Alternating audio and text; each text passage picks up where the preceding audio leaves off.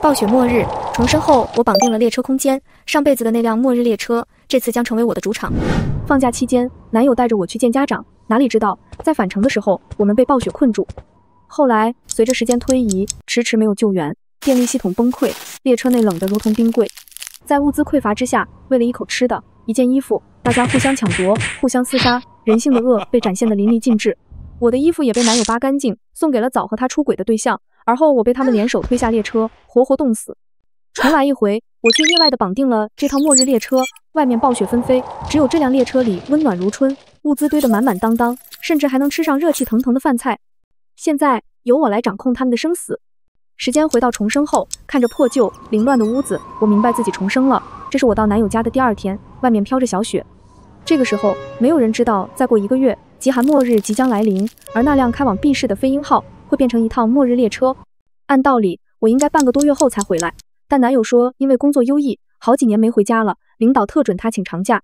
而我則是自己開店，時間本來就自由，所以我們提前回來了。突然，我眼前一花，看到一塊面板展示在眼前，腦海裡也有機械音響起。您已綁定飛鷹號列車，獲得列車空間，可通過存放物資解鎖列車功能。我心念一動，將自己的一支口紅放入，隨後置身於火車車廂中。這裡的車廂內沒有座椅，空空蕩蕩，除了我剛才放進來的口紅。簡直太好了，有這麼個空間，我相信我可以囤足夠多的食物和生活用品，讓我在極寒末日中生存下来。我嘗試將口紅取出來，卻傳來系統提示音：警告，物資只能在綁定的飛鷹號列車上才能調取。我嘆氣，看來我還是得繼續坐那輛末日列車啊。門突然被踹開，男友進門，臉色不太好。周周，你也太不懂事了，在我家裡做客，怎麼睡到這麼晚還不起來？我爸媽都忙了一早上的。我冷着臉，一聲不吭。大概看我情緒不高，他又放低了姿態。我不是說你的意思，就是你也知道，你爸媽都没了，我家本来就不滿意。如果你再不勤快點，我怕我爸媽意見更大。寶貝，這都是為了我們的將來，你要理解我，好嗎？說着，他伸手來摟我的腰，被我推開。這就是我談了5年的男友。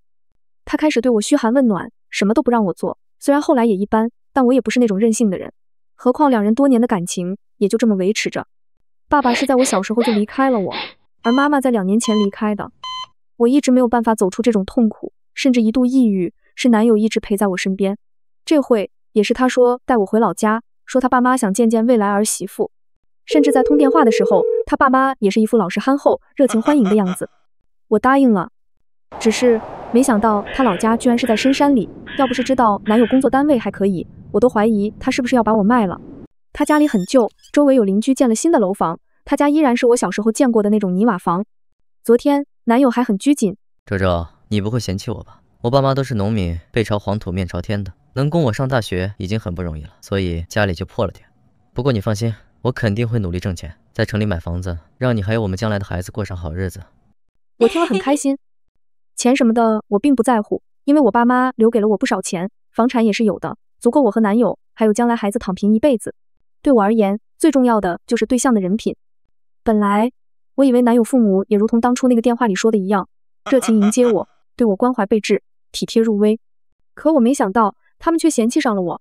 方啟東媽媽對我說：長得不夠高，也不好看。我們阿東可是10里8鄉最俊的小伙兒，當年追着他的女生不要太多。你說你都30幾了，還沒嫁人，結婚後要趕緊生個孩子。女人年紀大，對生孩子不好。我看這幾天你們就開始吧，什麼時候生了兒子，什麼時候再辦婚禮。要不是阿東喜歡，就算是倒貼，我們也是不要的。对了，彩禮是沒有的，阿東肯娶你，你就應該感恩戴德了。甚至他们的小兒子也在一旁嘀嘀咕咕：父母都沒了，我的天，這命太不好了，不會到時候克我們吧？我臉色頓時黑了不少。方啟東看情況不對，立刻把我拉到一邊：你別生氣，我先去勸勸他們。你也知道，他們年紀大，思想古板。要不是看在男友的份上，我當時真想一走了之。現在才第2天，連方啟東也變了態度，果然不是一家人，不進一家門。方啟東耐着性子安撫我：已經盡量勸他們了，這不，他們想一早上和你聊聊天，想多了解了解你，結果來了幾次你還在睡，就有些不高興。周周，待會兒你起來，主動去道個歉，就當是為我好嗎？我急着想辦法囤貨，便沒多說什麼，點頭。到底找個什麼借口離開這裡幾天，又能不引起方啟東的懷疑呢？我隨便在房子周圍轉了一圈，破，真破，非常破。方啟東工作這麼多年，存款不是有70-80萬了嗎？怎麼也不願意出點錢給老家修修房子呢？正想着，角落裡好像傳來了他爸媽的聲音，我悄悄走過去。你說你昨天說那些話幹什麼？要是那丫頭不願意領證了，我們家怎麼辦？阿南的賭債怎麼辦？這是方父的聲音。方母則道：這叫下馬威，懂不懂？他本來就有錢，要是我們還捧着他，那他豈不是要上天了？而且他一個無父無母的孤兒，還跟了我們阿東5年，不嫁給他還嫁給誰？放心放心，阿東說那死妮子對他死心塌地，何況阿東還給他看過存款，有70-80萬呢，用來城裡買房子，首付寬他的心。我們阿東這麼優秀，他錯過了就等着一輩子當老姑婆吧。方父嘆氣：那存款不是阿東借的什麼網上的嗎？利息可多了，趕緊還了才是。他現在還沒工作了，真是……方母很是得意。瞧你這沒出息的樣子，等過了年他們領證了，他的錢不就是阿東的錢？到時候一部分給阿明還賭債娶媳婦兒，一部分還網貸，剩下的給我們當養老金。我緊緊攥緊了拳頭。方啟東說是特地請長假陪我，原來是失業怕我發現找的借口。本來以為他至少是個上進青年，卻沒想到他內心這麼不堪。一家人好手好腳，就等着我帶着這一大筆錢給方家填窟窿吃絕戶呢。更惡心的是，錢也要，架子也要端，還 PUA 我，對我耍威風，可真是既要又要。前世我倒是沒聽到這些，只知道他們的態度忽冷忽熱。方啟東又一直伏低作小，所以逗留到復工的日子才返程，結果被困在列車上而慘死。於是我找了個借口，我有個朋友在附近，他邀請我去他家玩幾天。方啟東則不情願。周周，我特地請假，就是為了讓你和我爸媽多相處。你這突然要去朋友那裡？我笑得很溫柔。我朋友是說，有個大投資要是成功，明年至少能賺100萬。那老闆這幾天來這邊玩，我要是不去，機會都沒有了。說到錢，方啟東心動了。畢竟在他看來，我賺的錢最後還不都是他的。他想陪我去，我用都是女孩子的借口拒絕了。我那朋友的老家距離這邊100來公里，更巧的是，他家附近正好是當初返程列車被大雪困住的大山附近。要不是我找到他，被趕下列車的我肯定活不了幾天。只可惜後來隨着天氣越發寒冷，物資日益匱乏，人心也漸漸崩溃。我和他的家人一起在一次暴亂中被殺害。這次我打算帶着他們一家一起坐上飛鷹號，有我的保護，相信大家這次肯定能安全活下來。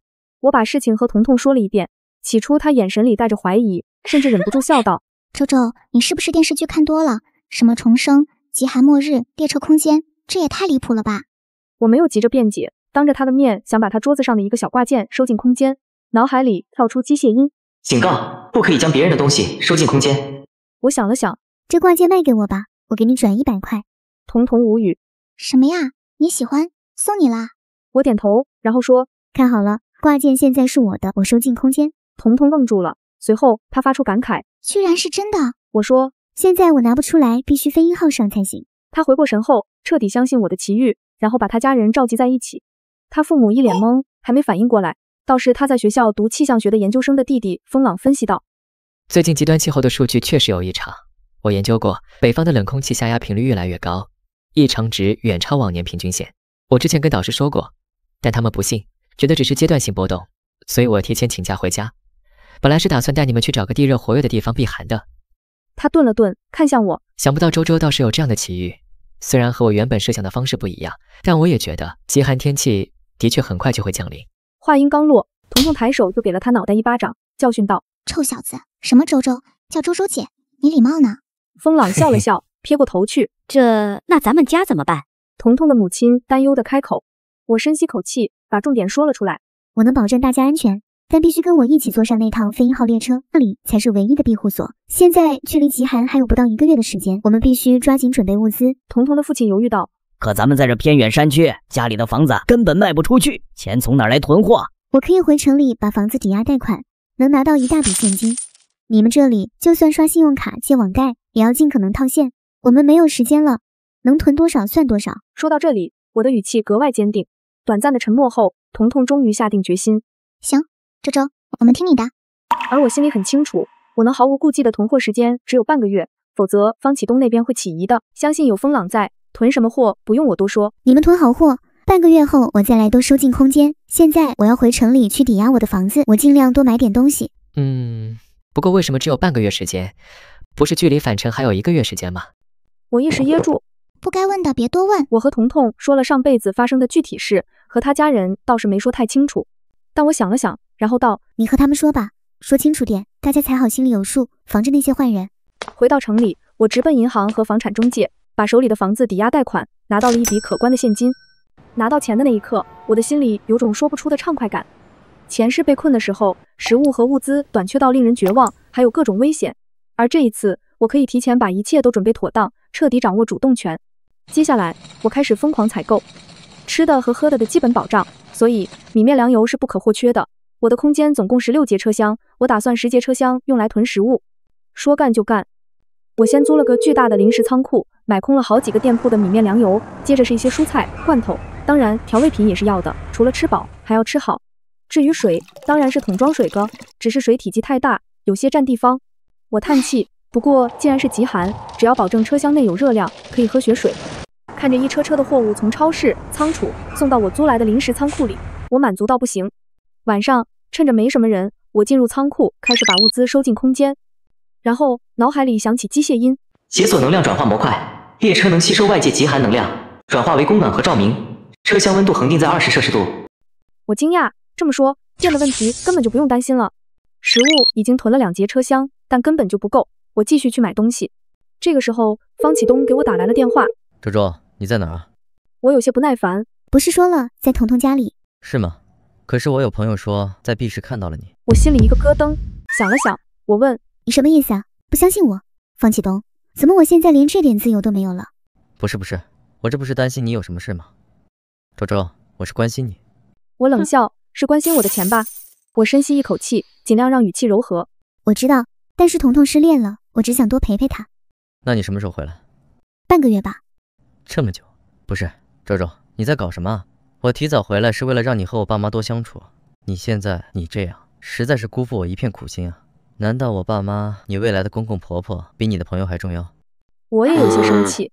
方啟東，既然如此，那我們一拍兩散吧。反正我答應彤彤陪她半個月。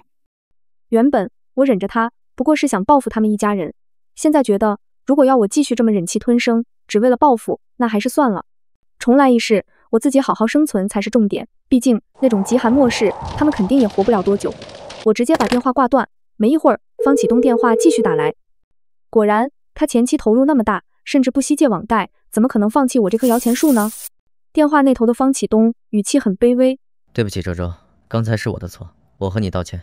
我只是想讓爸媽喜歡你，我也是為了我們的未來。周周，我保證我會好好的和爸媽說的。你這麼聰明漂亮，他們肯定會喜歡你的。既然方啟東一心想要找死，我也不介意好好的送他們一程。於是我語氣一軟：但不管怎麼說，我答應了彤彤，我肯定要陪她的。而且以後我們結婚了，就把你爸爸媽媽一起接到城裡生活，那樣大家有的是時間相處。不就是畫餅嗎？誰還不會啊？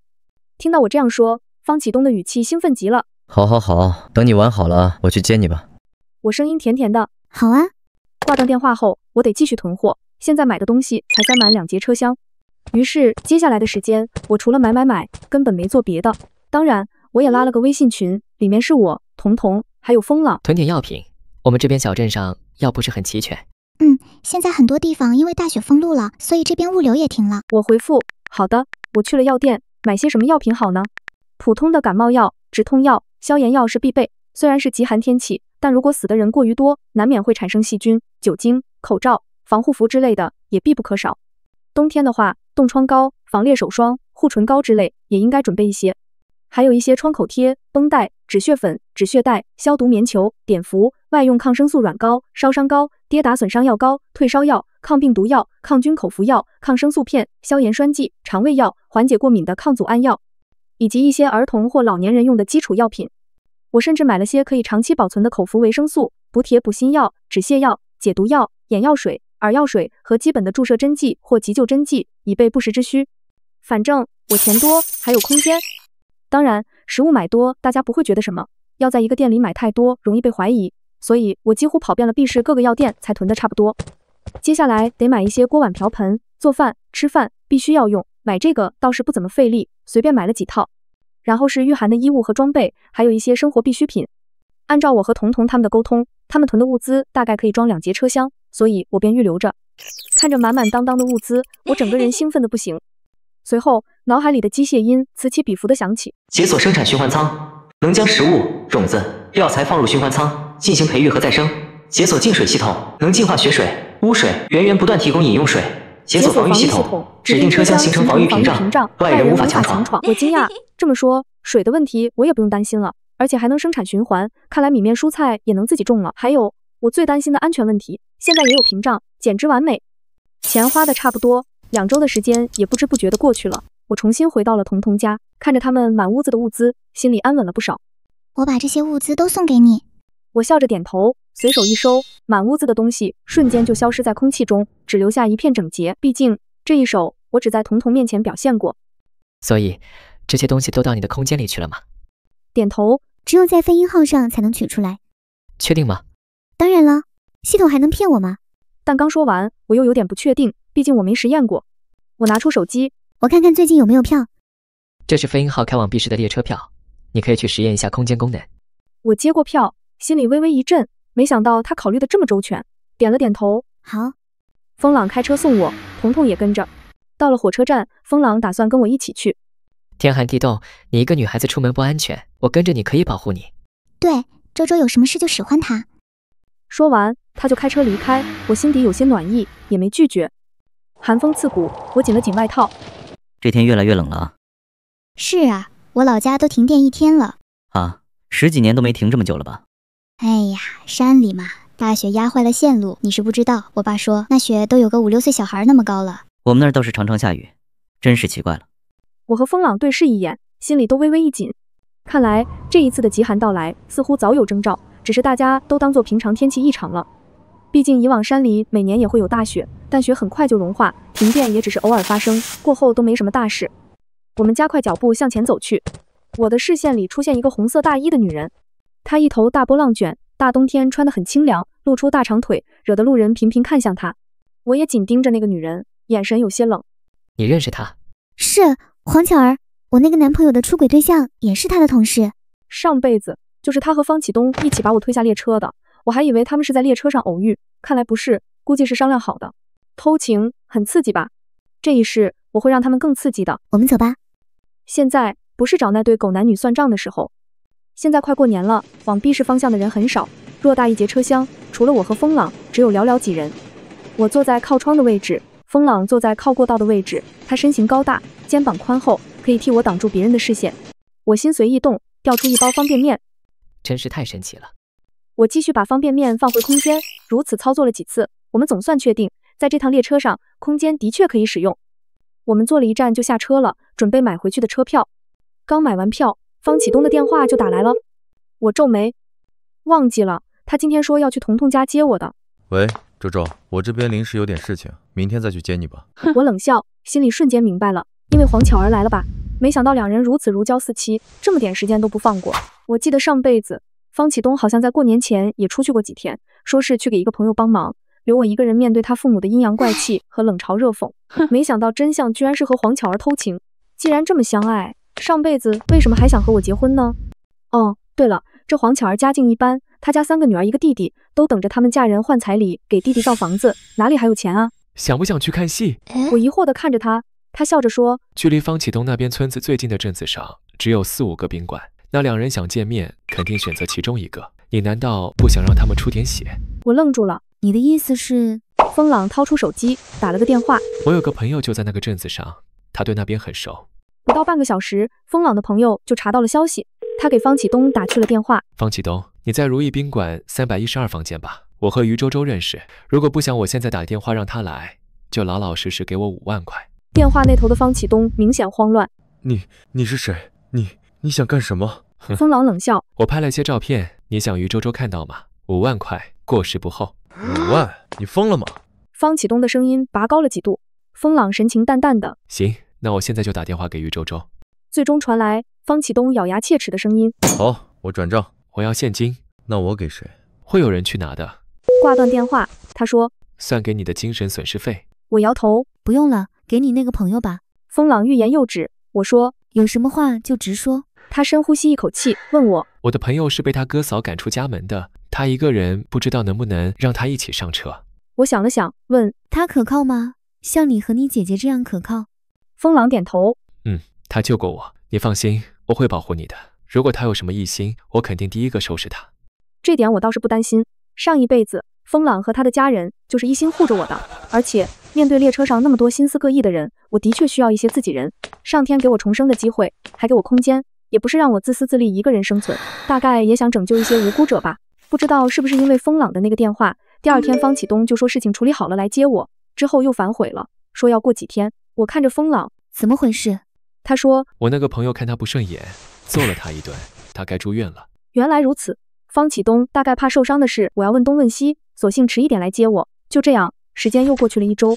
這1周，我們除了繼續零零碎碎地囤一些貨，還做了很多在列車上會發生什麼的預案。而方啟東出院了，就來接我了。彤彤唉聲嘆氣：哎呀，幹嘛非要回去啊？就不能不管他們嗎？反正返程的那趟列車，方啟東都會坐啊。我搖頭：不一定，畢竟他失業了。如果不是為了騙我，他不會那個時候回去。那更好，如果真像你說的那樣，誰知道他們能活多久？就這樣吧，我怕做太多改變，引起上輩子一些軌跡改變就不好了。在彤彤依依不捨的目光中，我坐上了方啟東的車。周周，你想我了沒？我可想你了。車子才剛啟動，方啟東就開始肉麻兮兮。我不由得想，這麼惡心的男人，我到底怎麼看上的？還談了那麼多年，大概是缺愛吧。我皮笑肉不笑。你的朋友到底什麼忙啊？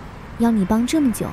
方啟東一緊張，車子開得有些不穩。啊，這個那個，說來有些話長。哦，那就別說了。我沒有再糾結這個話題。幾個小時後，我再次回到了方啟東家，他父母的臉色依然不是很好，但至少沒有指責。在第二天，我給方母道歉，又發了紅包後，他雖然有了笑容，但語氣裡依舊透着一股施恩般的高高在上。這就對了嘛，女人性情就得柔順點兒，男人在外頭忙，女人就該守好家，別動不動頂嘴，讓啟東省心才是你的本分。記住，妻子要會忍，讓着丈夫家才能安穩。你要懂，女人這一輩子最重要的就是把男人服侍好，把孩子教養好。我忍着怒意點頭，然後問：那個家裡的棉被還有多少啊？我剛前面出去，聽說村口有人回收棉花，1斤500塊。方母震驚：你說啥？500？方父剛進廚房的門，也問：什麼500？我認真道：就是村口啊，有個人說回收舊棉花500一斤，說什麼家裡老人睡不慣新的。你說舊的哪有新的舒服啊？我一臉不解。方母一愣，眉毛擰成一團，不耐煩地哼了一聲。你懂什麼？有些人就是習慣用舊的被子，用久了才壓得實，睡得才踏實。你們年輕人啊，根本不懂。方父聽得糊裡糊塗，跟着追問：真的假的？這年頭哪有人花500塊收舊棉花的？莫不是騙人的？去看看就知道了。方母說着，放下手裡的碗筷，匆匆披了件外套就往外走。沒過多久，方母果然氣喘吁吁地跑了回來，眼裡閃着興奮的光。是真的，有人當場數錢收呢！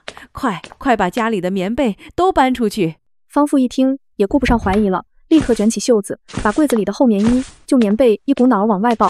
方啟東和他弟弟方啟明也在父母的催促下，也跟着一起搬。整個屋子裡翻箱倒櫃的聲音響成一片。不多時，他們一家子像是打了勝仗般，抬着大包小包的棉花往村口趕。我就站在門檻上，靜靜看着他們一家人的背影，心裡冷笑，真以為天上會掉餡餅，這不過是我安排好的陷阱。沒多久，他們果然興沖沖地回來了，手裡捧着厚厚一疊現金。方母臉上笑開了花，連眼角的皺紋都舒展開來。天底下竟還有這種好事，咱們可真是賺大了。方父也樂呵呵地點頭，這錢來的比種地還快，早知道該早收拾出來。一家人眉飛色舞，絲毫沒察覺到有任何的不對勁。我低垂眼眸，唇角若有若無，勾起一抹弧度。錢確實是錢，但這筆意外之財，遲早會讓他們付出應有的代價。方啟明撓着頭，小聲嘟囔着：可是咱們家被子都賣了，那晚上幹什麼？方啟東也跟着皺起眉。是啊，這天冷得很，要不然我去鎮上買。方父搖搖頭：我們這個鎮上就那麼幾個店，哪有棉被賣？要買得去城裡買。那怎麼辦啊？媽，你也是的，怎麼把棉被都賣完了？是啊，晚上要凍着了。方母臉色一沉：這點小事有什麼好大驚小怪的？去鄰居家借幾床就行了，年後再去城裡買。我語氣平淡：我不睡別人睡過的被子。方母聞言，立刻翻了個白眼，滿是嫌棄：你這人怎麼這麼矯情？借來蓋幾天，又不是嫁妝，講什麼講究？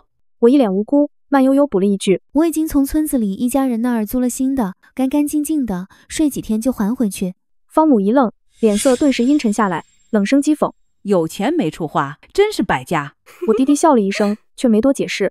夜裡寒風呼嘯，村子裡一片寂靜，院子裡偶爾傳來狗叫聲，襯得更冷清。我正要關燈休息，門卻被輕輕推開了一條縫。方啟東探着頭進來，低聲喚我：“周周。”我心裡一沉，卻還是裝作不知。這麼晚了，有事嗎？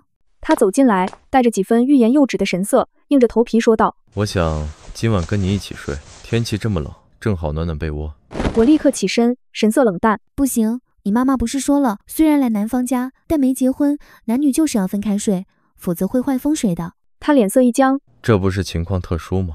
我堅決不允許，方啟東只好悻悻而歸。等他離開，我悄悄打開了手機，趁他們一家人出去賣棉被的時候，我已經裝好了從 B 市買來的監控。等我離開這裡，我想好好的看一看這些人的下場。過年，方啟東一家桌上的飯菜並不豐盛，4個人不過4菜1湯，荤菜是家裡養的一隻老母雞，燉的味道並不好，看了都不想吃。年夜飯嘛，講究的是一家子團圓，不在乎多豐盛。以前我們窮的時候，哪有這麼多菜，能坐在一塊兒才是福分。女人啊，日子要會過，別總想着山珍海味，勤儉才是長久的福。你們年輕人吶，也該學會知足，不要什麼都和別人比。方母還真是隨時隨地的開口教育我，我當作什麼都沒聽到，隨便吃了2口就回房了。沒多久，監控裡突然傳來了聲音，他們一家人半夜偷吃早做好的大魚大肉，合着就不想我一個人吃唄，真是沒見過這樣的爛人。還好，再過2天就返程了。沒錯，今年 B 市的復工比往年要早，因為 B 市申辦了大型運動會，各企業單位都要提前復工。當然，紅包方啟東也不會少。監控裡，方母交代方啟東：“記得這次回去一定要把證領了，他的錢你要弄過來。你弟弟娶老婆，我和你爸養老可都靠你了。”看不下去，我直接關了監控睡覺。回 B 市這天，我把租的棉被還給了那家人，還多給了幾百塊。對方把我誇成了一朵花。我和方啟東來到了火車站候車，這裡人山人海，我有些感慨，誰都不知道這一趟是末日列車吧。不過，不管坐不坐這趟車，對很多人來說，末日降臨一樣很無力。